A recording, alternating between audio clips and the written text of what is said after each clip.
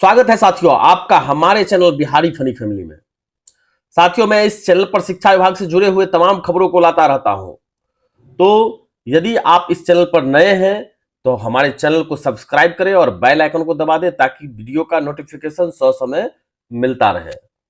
साथियों, हम इस वीडियो में बात करेंगे बीपीएससी TRE 2.0 के बारे में, जिसके रजिस्ट्रेशन में ज्यादातर विद्यार्थियों ने गलती किया था।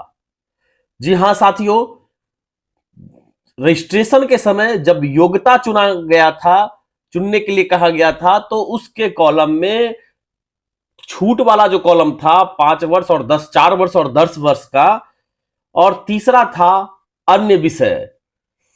साथियों, ज्यादातर अभ्यर्थियों ने अन्य विषय को चुन लिया था क्योंकि उनको लगता था कि ऊपर का जो 2 कॉलम है से पहले वो उम्र में जो छूट चाहते हैं उनके लिए है, जबकि ऐसा नहीं था। वह जो था कि इसके साथ उम्र में छूट लागू है, यानी जिसको जरूरत है उसी के लिए छूट लागू होगा। ऐसा नहीं था कि आपको छूट चाहिए तभी उस कॉलम को चुनना है। तो इस तरह से ज्यादातर अभ्यर्थियों ने अन्य विषय को चुन लिया था। तो इस पर एक बार फिर से, हालांकि पहले भी बीपीएससी के चेयरमैन माननीय अतुल प्रसाद जी के द्वारा इस पर क्लियरिफिकेशन दिया गया था, लेकिन कल देर शाम को उनके जरिए एक ट्वीट आया है जिसमें उन्होंने यह स्पष्ट कर दिया है। आप देख सकते हैं इस ट्वीट को।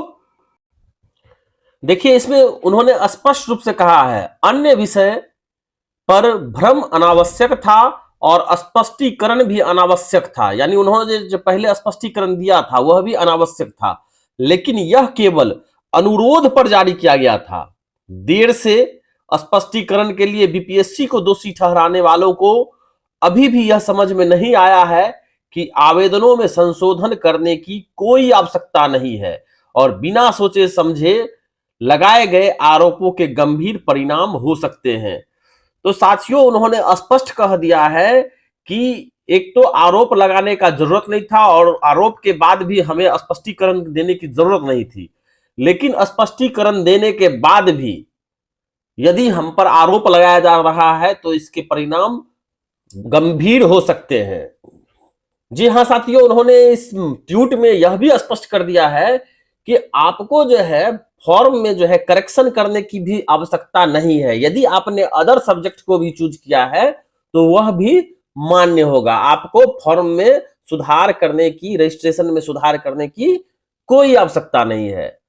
तो इस तरह से यदि आपने भी फॉर्म में यह मिस्टेक किया है, रजिस्ट्रेशन करते समय यह मिस्टेक किया है, तो आपको इसमें सुधार करने की कोई आवश्यकता नहीं है। आप निश्चिंत रहें, आपका रजिस्ट्रेशन गलत नहीं समझा जाएगा।